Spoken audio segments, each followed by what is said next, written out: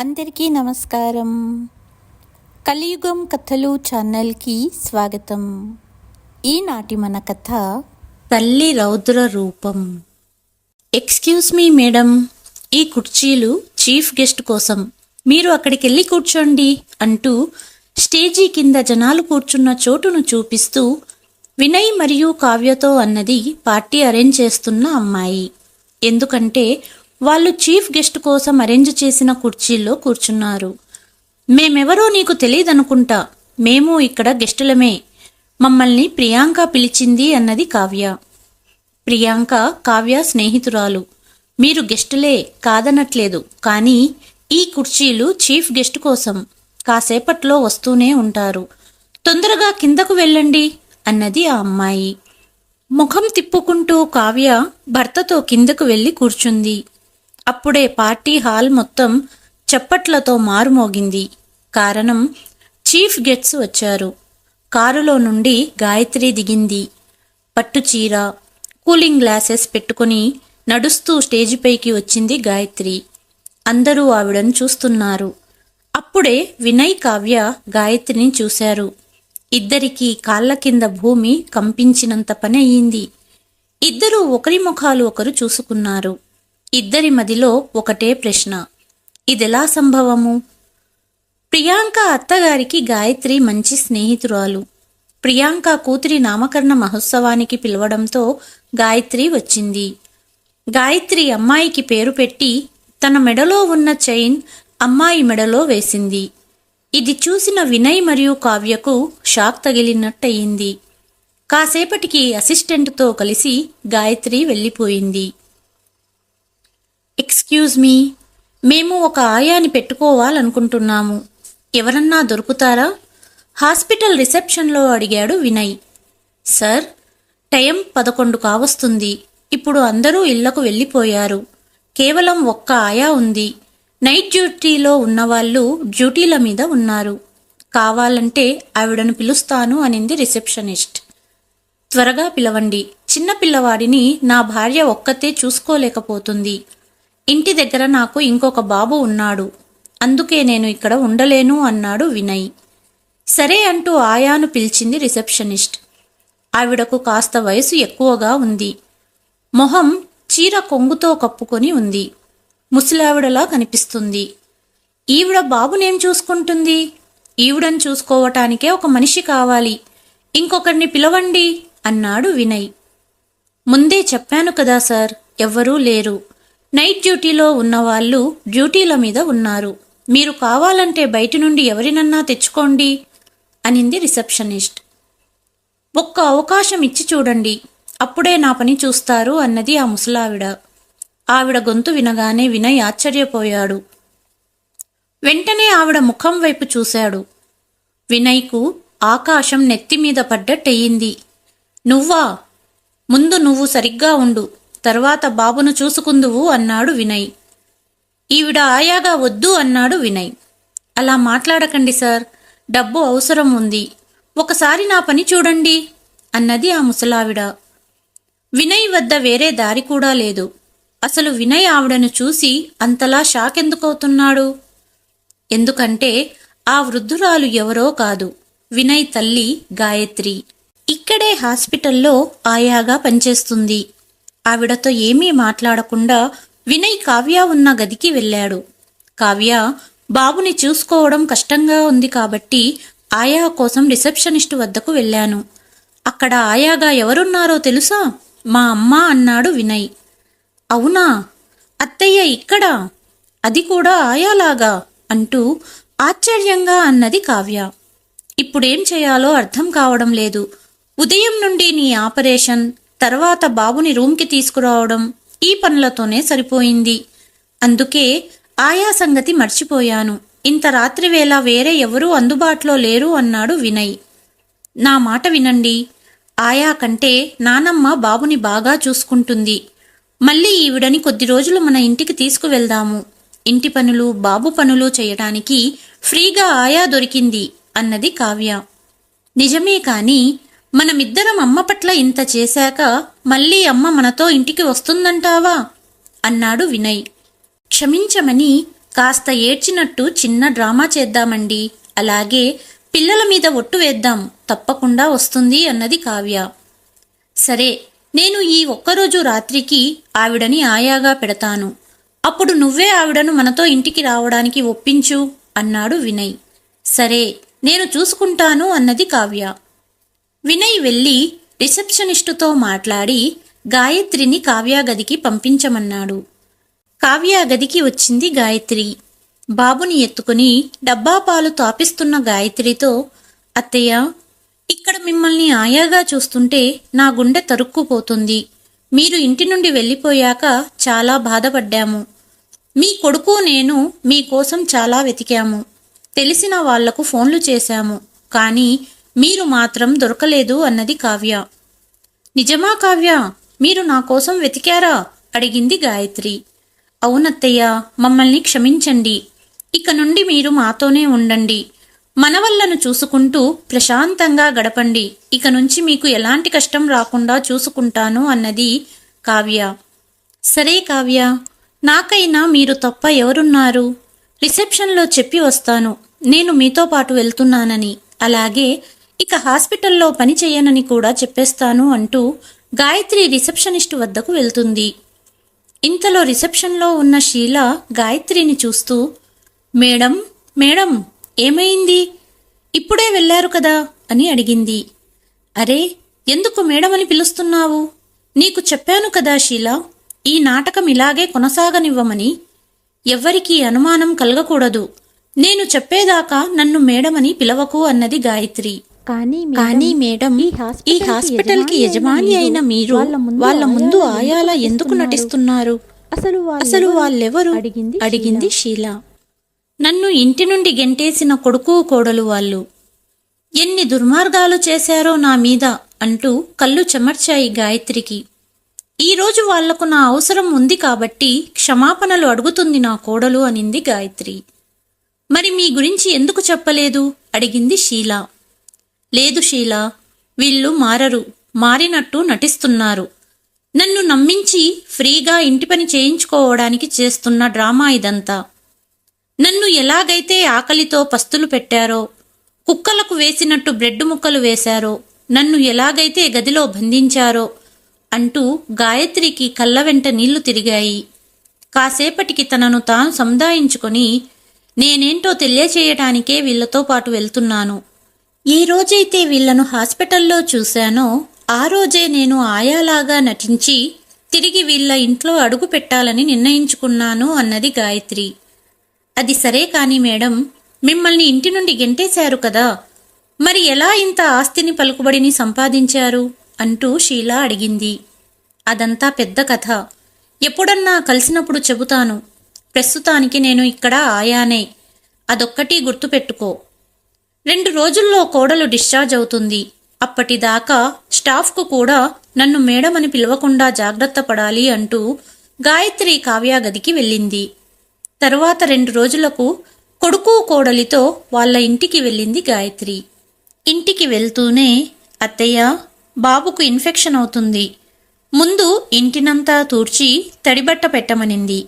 ఆ తర్వాత వంట పని చూసుకోండి అన్నది కావ్య. కావ్య కాస్త అలసటగా ఉంది. కాసేపు నిద్రపోయి లేచాక పని చేస్తాను అనింది గాయత్రి. బాబుని చూసుకోవడానికే వచ్చారు కదా, కానీ ఏదో కంపెనీ యజమానురాలులాగా బిల్డప్ కొడుతున్నారు. హాస్పిటల్లో పేషెంట్ బట్టల నుండి అంతా పని మీరే చేయాల్సింది. మిమ్మల్ని ఇంకా ఆ పనుల నుండి విముక్తిరాలిని చేశాను, సంతోషించండి అన్నది కావ్య. సరే అంటూ గాయత్రి పనులు చేయటానికి వెళ్ళింది. నెల గడిచింది. ఒకనాడు కావ్య హెల్త్ చెకప్ అంటూ బాబుని తీసుకుని హాస్పిటల్ వెళ్ళింది. గాయత్రిని కూడా తనతో తీసుకెళ్ళింది. కావ్య చెకప్ కోసం లోపలికి వెళ్ళింది.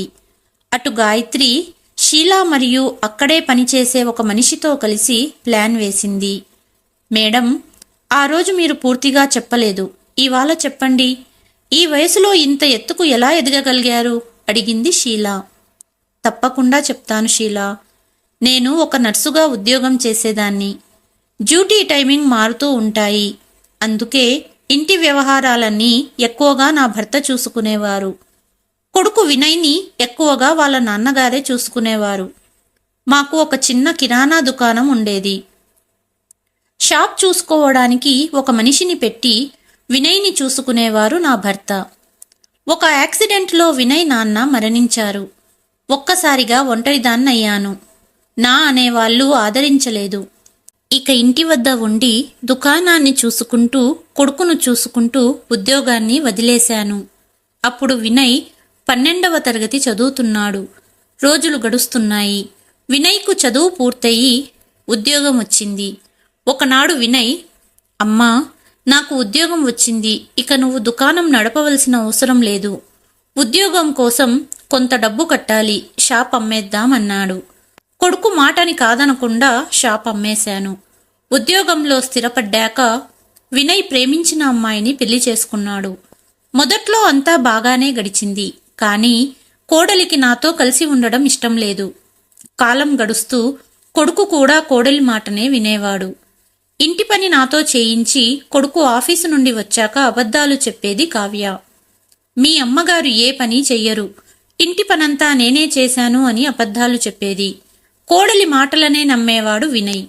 రోజూ నన్ను తిట్టేవాడు. నేను నిజాన్ని చెప్పినా నమ్మేవాడు కాదు. ఇద్దరూ కలిసి భోజనం చేసేవారు. ఏనాడు నన్ను తిన్నావా అని కూడా అడగరు. వాళ్ళు తినగా మిగిలింది నేను తినాలి. ఒకరోజు సాయంత్రానికి తిరిగి వస్తామని చెప్పి నన్ను ఇంట్లో పెట్టి ఇంటికి తాళం వేసుకుని వెళ్ళిపోయారు. వంటింటికి కూడా తాళం వేసింది కోడలు. కానీ వారం గడిచినా తిరిగి రాలేదు. ఇంట్లో ఏమీ తినడానికి వీలు లేకుండా చేశారు. కారణం, ఏమీ తినకుండా నేను చావాలని, నా చావు కోసం ఎదురు చూస్తున్నారు ఇద్దరూ. కేవలం నీళ్లు తాగి ఎన్నాళ్ళు బ్రతకగలము? 2 రోజులు గడిచింది. ఇక ఆకలికి తట్టుకోలేక నా గది కిటికీ వద్ద నిలబడి పక్కింటి సుశీలమ్మ గారిని పిలిచాను. నా పరిస్థితి తెలిసిన సుశీలమ్మ భోజనమిచ్చింది. వెంటనే వినయ్కు ఫోన్ చేసి తల్లిని ఇంట్లో వదిలి ఇంటికి తాళం వేసి వెళ్లారని పోలీసులకు కంప్లైంట్ ఇస్తాను అని బెదిరించడంతో కొడుకు కోడలు ఇంటికి వచ్చారు. కావ్య తల్లికి ఆరోగ్యం బాగాలేనందున ఎక్కువ రోజులు వాళ్ళ ఇంట్లో ఉండవలసి వచ్చిందని సుశీలమ్మ గారికి అబద్ధాలు చెప్పారు ఇద్దరు. కానీ ఆవిడ ఇంటికి వెళ్ళిపోయాక అసలు ఆవిడను ఎందుకు పిలిచావు అంటూ వినయ్ నన్ను తిట్టాడు. నా కోడలు నన్ను గదిలో పెట్టి కొట్టింది. ఆ రోజు ఇద్దరూ కలిసి నన్ను వదిలించుకోవాలని ఆలోచించారు. ఒకరోజు నేను ఇంటి పని చేస్తున్నాను. నా కొడుకు వచ్చి, అమ్మా, నీ సామాన్లు సర్దుకో అన్నాడు. ఎక్కడికి వినయ్ అడిగాను నేను. నరకానికి, నువ్వెలాగూ వెళ్ళవు, అందుకే నేనే పంపిస్తాను అన్నాడు నా కొడుకు. ఎందుకిలా మాట్లాడుతున్నావు, ఎక్కడికి తీసుకెళ్తున్నావు అంటూ మళ్ళీ అడిగాను. అంతలో కోడలు, ముసలిదానా, నోరు మూసుకొని సామాను బ్యాగ్లో సర్దుకో. మమ్మల్ని జైలుకు పంపాలనుకున్నావా? కొడుకు కోడలిని జైలుకు పంపాలనుకున్న నువ్వు చస్తే ఏంటి, బ్రతికితే ఏంటి? 1 గంటలో బయలుదేరాలి, నీ సామాన్లు సర్దుకో అన్నది కోడలు. ఇద్దరూ గదిలోకి వెళ్ళిపోయాక నేను నా బ్యాగ్ తీసుకుని ఇంటి నుండి వెళ్ళిపోయాను. కానీ ఎక్కడికెళ్లాలో అర్థం కాలేదు. నడుస్తూ వెళ్తుంటే ఒక గుడి కనపడింది. గుడి వద్ద ఉన్న మెట్లపై కూర్చున్న నాకు కన్నీరు ఆగడం లేదు. అంతలో కాస్త దూరంలో జనాలు గుమిగూడారు. ఏమయ్యిందో అని నేను వెళ్ళాను. ఒక పెద్దాయన కింద పడిపోయి ఉన్నాడు. అప్పుడే ఎవరో అంబులెన్స్కు ఫోన్ చేశారు. నేను అందరినీ పక్కకు తోసుకుంటూ అతని వద్దకు వెళ్ళి ముందు అతని నాడి పట్టుకొని చూశాను. తర్వాత శ్వాస ఆడుతుందో లేదో చూశాను. వెంటనే సిపిఆర్ చేశాను. అప్పటికీ అతనిలో ఎటువంటి చలనమూ లేదు. అప్పుడే అంబులెన్స్ వచ్చింది. అతనితో పాటు నేను హాస్పిటల్ వెళ్ళాను. హాస్పిటల్ చేరుకునేలోపు అతనిలో చలనం వచ్చింది. డాక్టర్ చెక్ చేసి తొందరగా సిపిఆర్ చేయడం వలన పేషెంట్ బ్రతికాడని నన్ను మెచ్చుకున్నారు. అప్పటి నుండి నా జీవితం మారిపోయింది. నిజానికి నేను సిపిఆర్ చేసింది ఒక డాక్టర్కి. అతనికి చాలా వయసు ఉంది. అతనికి సంతానం లేదు. అతని పేరు డాక్టర్ అశోక్ అంటూ తన గతాన్ని చెప్పింది గాయత్రి. ఏంటి, మన పెద్ద డాక్టర్ అశోక్ గారా అడిగింది షీల. అవును షీల, మన డాక్టర్ అశోక్ గారే నా జీవితాన్ని కాపాడారు. డాక్టర్ గారు కోలుకున్నాక తన ప్రాణాలు కాపాడినందుకు కృతజ్ఞతలు తెలిపారు. నా వివరాలు అడిగారు. నేను ఒక నర్సునని తెలిసి కొద్ది రోజులు తనతో పాటు హాస్పిటల్లో పనిచేయమన్నారు. రోజులు గడుస్తూ అశోక్ గారు వయసు కారణంగా ఎక్కువ పని చేయలేకపోయేవారు. అప్పుడు నా పని నచ్చి నన్ను హాస్పిటల్ సగం వాటాకు యజమానిగా నియమిస్తూ, గాయత్రి, ఆడది తలుచుకుంటే ఏదైనా సాధిస్తుందని నీ కొడుకుకు చూపెట్టు అన్నారు అశోక్ గారు. ఆ విధంగా నేను ఇంత ఎత్తు ఎదగగలిగాను అన్నది గాయత్రి. ఇప్పుడు మళ్ళీ ఎందుకు కొడుకు వద్దకు వెళ్లారు అడిగింది షీలా. షీలా, ఇంతకు ముందు ఎటువంటి ఆధారము నాకు లేదు, కానీ ఇప్పుడు వాళ్లకు బుద్ధి చెప్పే స్థాయిలో ఉన్నాను. ఇప్పటికి నేను వాళ్లతో వెళ్ళి నెల అయ్యింది. తొందరలోనే నన్ను ఇంతలా సతాయించిన కొడుకు కోడలికి బుద్ధి నేర్పాలి. వాళ్లకు వాళ్ల స్థాయి చూపిస్తాను. అందుకే వాళ్లతో వెళ్ళాను అనింది గాయత్రి. అంతలో చెకప్ అయిపోయి కోడలు రావడంతో గాయత్రి, కావ్య బాబుతో పాటు ఇంటికి తిరిగి వచ్చారు. ఇంటికి వస్తూనే, అత్తయ్య, త్వరగా వంట పని చెయ్యండి, తర్వాత నాకు మాలిష్ చెయ్యండి అన్నది కావ్య. సరే అంటూ జరగబోయేది తలుచుకొని వంట పని మొదలుపెట్టింది గాయత్రి. కోడలు చెప్పిన పనులన్నీ చేసింది. అదే రోజు సాయంత్రం 5 మంది ఇంటికి వచ్చారు. ఇంట్లో ఉన్న వినయ్ని పిలిచారు. సార్, మేము రియల్ ఎస్టేట్ చేస్తాము. మీ ఇల్లు మంచి లొకేషన్లో ఉంది. ఇక్కడ ఒక అపార్ట్మెంట్ కట్టాలనుకుంటున్నాము. అందులో మీకు గ్రౌండ్ ఫ్లోర్లో ఒక షాప్, అలాగే సెకండ్ ఫ్లోర్లో 2 ఇల్లు మరియు 40 లక్షల డబ్బు ఇస్తాము. మీకు డీల్ ఓకే అయితే డాక్యుమెంట్స్పై సంతకం చెయ్యండి అన్నారు. ఏ పిచ్చోళ్ళలాగా కనిపిస్తున్నామా? మీరు చెప్పగానే సంతకాలు పెట్టడానికి అన్నాడు వినయ్.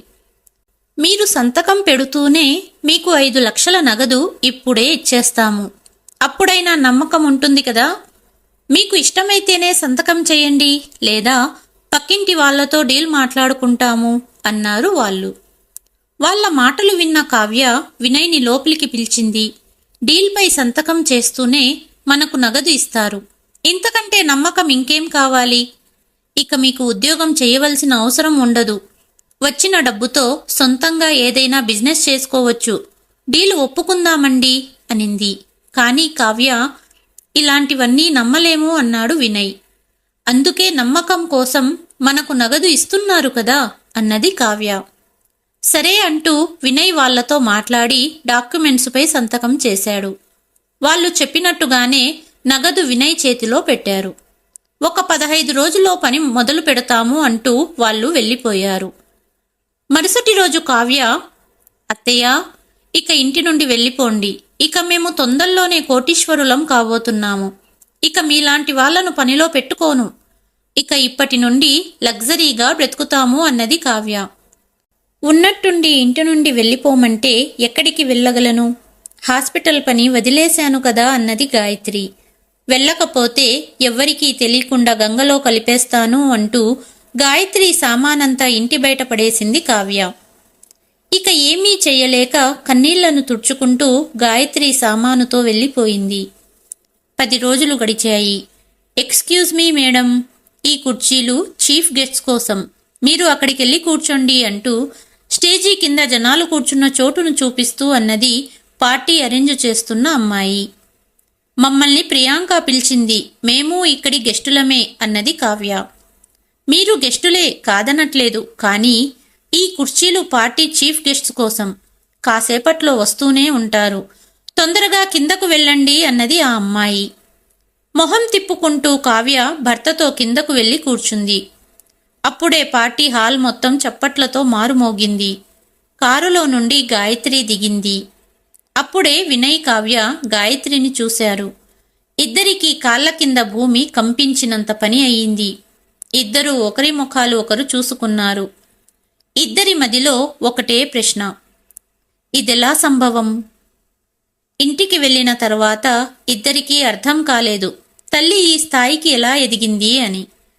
15 రోజులు గడిచాయి. డీల్ కుదుర్చుకున్న వాళ్ళు మళ్ళీ వచ్చారు. వినయ్ను బయటికి పిలిచి ఇల్లు ఖాళీ చేయమని చెప్పాడు గ్రూప్లోని ఒకతను. మేము బాడుగ ఇంటిని వెతుక్కున్నాము, వెళ్ళిపోతాము. అది సరే, కానీ పని ఎప్పుడు మొదలు పెడతారు? అపార్ట్మెంట్ ఎప్పటికి తయారవుతుంది? షాపు ఇల్లు రిజిస్ట్రేషన్ ఎప్పుడుంటుంది అడిగాడు వినయ్. ఏ షాపు, ఏ ఇల్లు? మా పని ఎప్పుడో అయిపోయింది. మీరు ఇంటి నుండి వెళ్ళిపోవడమే మిగిలి ఉంది అన్నాడతను. ఏ పని గురించి మాట్లాడుతున్నారు? అసలు మీరు పని స్టార్ట్ కూడా చెయ్యలేదే అన్నాడు వినయ్. మీరు ఇంటిని వదిలి వెళ్ళిపోండి, ఎందుకంటే ఇప్పుడు ఈ ఇల్లు మేడం పేరున రిజిస్టర్ అయ్యింది అన్నాడతను. మీరు ఏం చెప్తున్నారు? ఎవరా మేడం అడిగాడు వినయ్. అప్పుడే BMW కారు వచ్చి ఇంటి ముందు ఆగింది. అందులో నుంచి గాయత్రి దిగి, నేనే కొన్నాను ఈ ఇంటిని అన్నది. వినయ్, కావ్య తమ కళ్ళని వాళ్లే నమ్మలేకపోతున్నారు. 15 రోజుల క్రితం పనిమనిషిగా బయటికి వెళ్లిన అమ్మ ఇప్పుడేంటి ఇలా అంటూ ఇద్దరూ నోళ్లు తెరిచి తల్లినే చూస్తున్నారు. సంతోషపడండి, మేడం పిల్లల గురించి ఆలోచించి 5 లక్షలు ఇచ్చారు, లేదంటే రోడ్డు మీద అడుక్కోవలసి వచ్చేది అన్నాడతను. అమ్మా, ఇంత డబ్బు ఎక్కడి నుంచొచ్చింది ఆశ్చర్యంగా అడిగాడు వినయ్. నీ కొడుకు పుట్టిన హాస్పిటల్ యజమానురాలు గాయత్రి గారు, ఆవిడకు డబ్బుకు కొదవా అన్నాడు గ్రూప్లోని అతను. మేమేమన్నా వెర్రివాళ్లలాగా కనిపిస్తున్నామా? మా మీద కోపంతో ఆవిడ నలుగురిని వెంటేసుకుని డ్రామాలు చేస్తుంది. ఏ ముసలి మళ్ళీ రూంలో బంధించి కొట్టాలా అనింది కావ్య. కావ్య చెంప పగలగొట్టింది గాయత్రి. నా భార్యను కొడతావా అంటూ వినయ్ అన్నాడు. వినయ్ చెంప కూడా పగలగొట్టింది తల్లి. అప్పుడు నాకు ఏ ఆసరా లేక మీ అరాచకాలను అనుభవించాల్సి వచ్చింది. కానీ ఇప్పుడు ఈ గాయత్రి ముందు ఒక్క మాట మాట్లాడే అర్హత మీకు లేదు అంటూ జరిగినదంతా చెప్పి ఇద్దరి చేతులు పట్టుకొని ఇంటి బయటకు లాగింది. వీళ్ళ సామాను బయటపడేయండి అన్నది గాయత్రి కోపంగా. ఎప్పుడూ చూడని తల్లి రౌద్ర రూపం చూసిన కొడుకు కోడలు తల్లి కాళ్ల మీద పడ్డారు. అమ్మా, ఉద్యోగానికి రాజీనామా ఇచ్చాను, ఇప్పుడు ఎలా బ్రతకగలము అంటూ వేడుకున్నారు. కానీ అప్పటికే గాయత్రి కొడుకు కోడలు చేసిన అరాచకాలకు వాళ్లతో బంధాలన్నీ తెంచుకుంది. మీరిద్దరూ క్షమార్హులు అంటూ కారు ఎక్కి వెళ్ళిపోయింది. కథ కనుక నచ్చినట్లయితే please like, share and subscribe to కలియుగం కథలు. మరి ఒక కథతో మళ్ళీ మీ ముందుకు వస్తాను. అంతవరకు సెలవు.